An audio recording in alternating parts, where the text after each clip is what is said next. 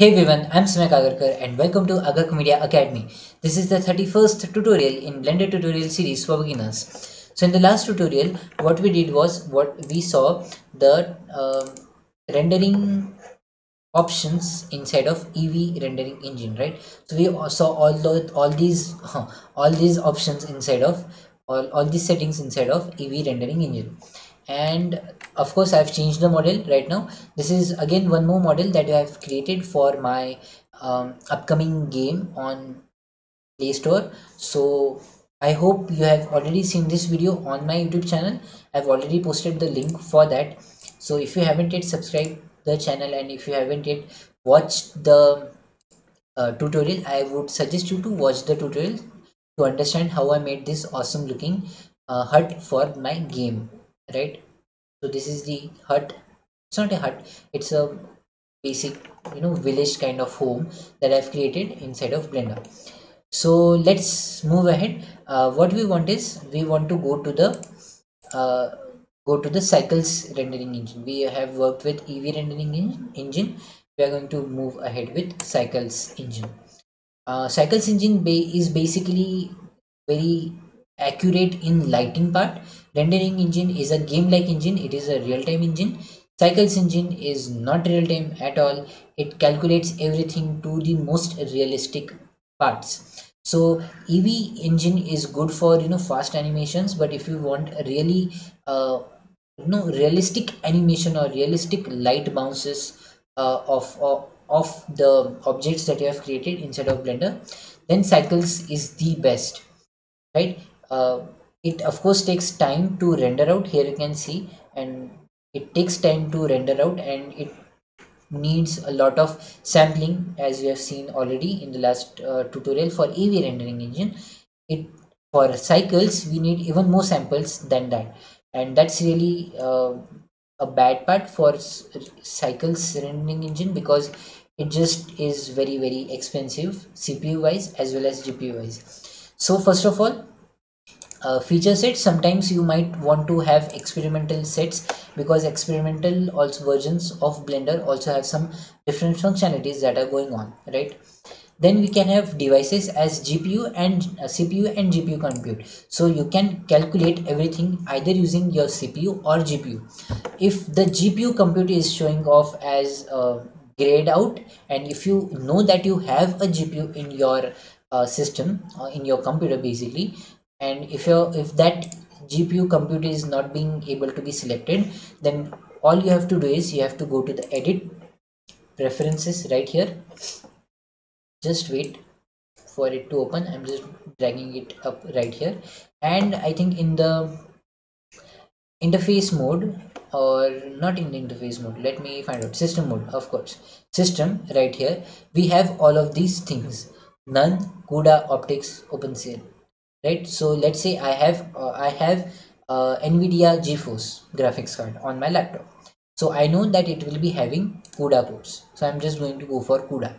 And here you can see all these things which I can select. So for CUDA, I'm going to go for GeForce 940 MX, that is there uh, on the laptop, right? And exactly that you want to do, and you just have to save preferences right here, and you can close it out, and then you would be able to select the GPU compute option. GPU sometimes do help a little bit more than CPU, but there are trade-offs between when to use GPU and when to use CPU.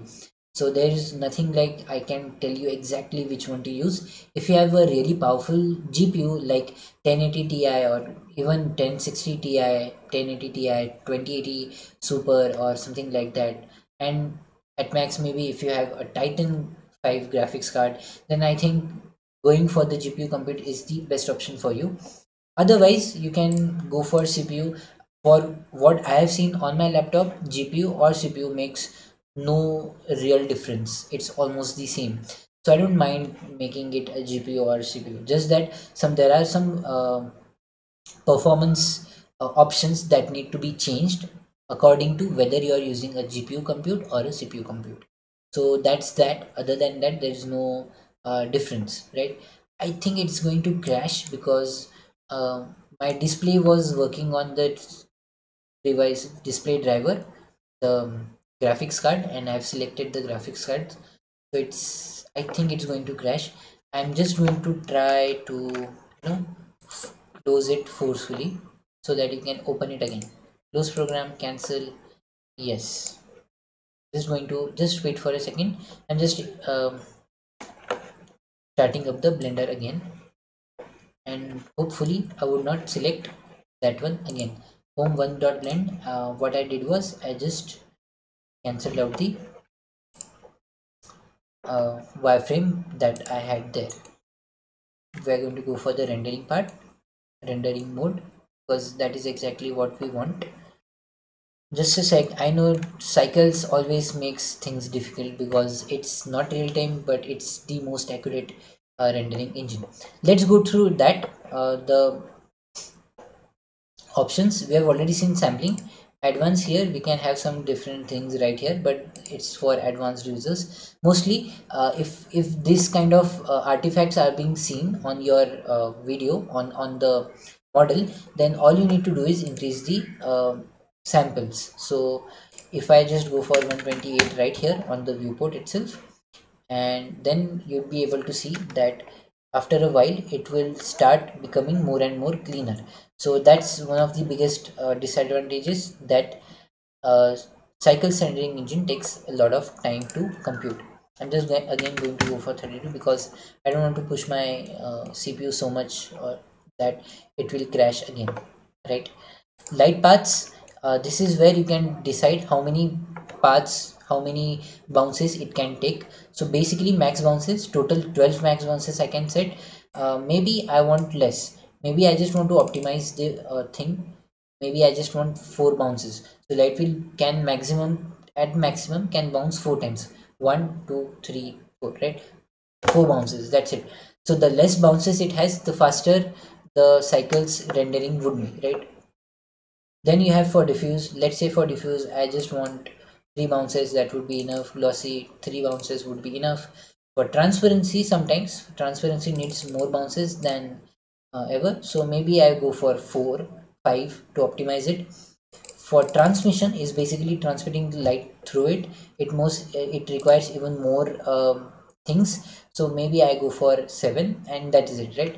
And if I just enter out in that way, the rendering would be much faster. It would look almost the same if we just go for 2 less amount of bounces. Then maybe the coloring would change dramatically, but otherwise it will makes very little difference whether you are using 4 or more bounces. The more the bounces, the accurate your um, rendering would be, but otherwise it would make no such difference. Just be sure that you don't go too low. So let's say I go to just like something like 1, then for 1, if I just change the orientation and just wait for it to render out, you'd be able to see that it has lost all the um, trans bouncing light bouncing details. Yeah, I'm stressing my laptop a lot on this. Now here you can see, maybe you can see or maybe you cannot see, but basically what I can see is I have reduced the bounces, so there is less realism in the lighting of the objects, right? The more the bounces, the better it would look. Clamping is all about light, clamping the light. So basically you want to clamp the light, direct light and the indirect light. So this is really important.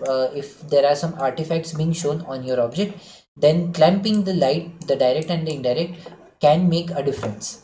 Caustics is when you use a glass material, then caustics, reflective caustics and reflective caustics give out a huge amount of noise, and this kind of noise you'll be looking at a lot if you are using this caustics and using a glass material, right? So at those times you have to just fidget around with fidget around with these settings, right?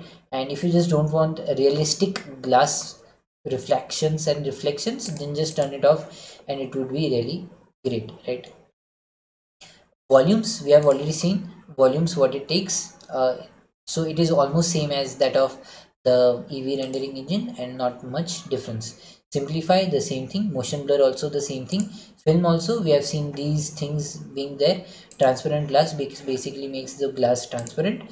If we have this off, then the uh, background would be visible. If you just make it on, the background would not be visible. Then you can have transparent glass, then you can have these things. You can change the exposure and stuff like that. Of course it's not showing up right here because I'm just stressing my CPU a lot, and that's making it difficult for it to render out in the real time. Maybe I just have to get a better laptop or a computer so that I can render out this in real time. I don't have that much of money. Maybe you can just subscribe this channel, watch more and more of my videos, and share these videos with your friends and families so that the channel grows and I earn a little bit, and then I can buy a better system for myself. Again, so performance is the most important thing right here. So what performance does is basically, if we just render out the image in cycles mode, we are rendering out the image in the cycles mode right here. If I just bring it up here, and after a while you'll be able to see that it just loads everything slowly, but after a while you'll be able to see how rendering in cycles exactly work. In the EV, we have seen that the complete image renders out in just one go, right? So even if you have 16 samples, let's say, for the rendering, then all the 16 samples would be calculated at once, and the complete image would be shown at once. That's because it is a real-time engine. Cycles is completely different. It just divides the complete image into some chunks, and that chunks are basically, every thread is working on one chunk, right? So here you can see 1 2 3 4 5 6 7 8. So basically my system has 8 cores. So that 8 cores, no, not 8 cores, 4 cores, 8 threads. So 8 threads are being used to render out each chunk, right? And one by one every chunk would be rendered out, and this is exactly how cycles work. So you can understand that for this amount of image it would take a huge amount of time to render out just one simple image, and that's exactly where cycles engine has a disadvantage over the EV rendering engine. But also, because it's calculating each light path separately, that's why cycles is much more realistic than EV. EV is a gaming engine. If you can get the optimized versions, then maybe you can have some kind of realism in that also. But otherwise, cycles is the most guaranteed most realistic animations, right? So this is this. Now just understand that we can change the size of this chunk and the amount of threads that we are working on at once, right? So this is the tiles part here. So basically what we had was a 64 pixel by 64 pixel chunk block. One tile was of 64 pixels by 64 pixels. So for CPU, you can have as little as 16 or 32 by 32 tiles, and it would run really great or fast. But if you are going for let's say GPU compute, which might not work right here, but if you just go for GPU compute, then having this is basically bad, because if you are just one CPU, one GPU, then one block of 32 by 32 would take a lot amount of time. Plus GPU is already made such that it can calculate a huge number of vertex matrices, bigger matrices at once. So for those reasons, you can have tile sizes as something like 512 or 256 at the max, so that it becomes much faster. Here you can see, if I just render out the image and just wait for it to load, maybe it will work, maybe it will not work, because I'm just pushing my system a lot. It might not work, but that's okay, right? But you will see that it will be divided into 256 by 256 blocks, and which would be calculated at once, one block at a time, in this cycles rendering engine, right? Yeah, it's going to crash again, because of course I'm also recording the video. I am having two displays on, one of them which is working on the GPU that I have, and I'm also recording the complete screens. so that's really heavy on the CPU as well as GPU. So last few things I think we have left. Bake, we are going to look at what is baking in some other tutorial when we look at game assets designing, not right now. And freestyle, again we have seen that freestyling gives some cartoonish like outlines to the models, so that is freestyle. And colors management is again the same that we have seen in the EV rendering engine. So I hope you learned something new from this video also. I understand that these two videos were not really that interesting and not really that they were of course important but not really fun to watch and to play along with. But that is exactly what learning is all about. Some very few parts of the learning are really fun, others are really just you just need to know those things to get the results. And that is exactly what we did in these last two tutorials, where we saw the options for rendering inside of EV rendering engine as well as Cycles rendering engine in this video. I hope you learned something new from this video. If you have any comments or queries or suggestions, please comment down in the comment section below. If you haven't yet subscribed this YouTube channel, please do subscribe. Share this video with your friends and family so that they can also learn to create awesome 3D animations and models, and have fun with 3D animation. And that is it for this video. See you guys in the next tutorial. Till then, keep smiling and keep learning.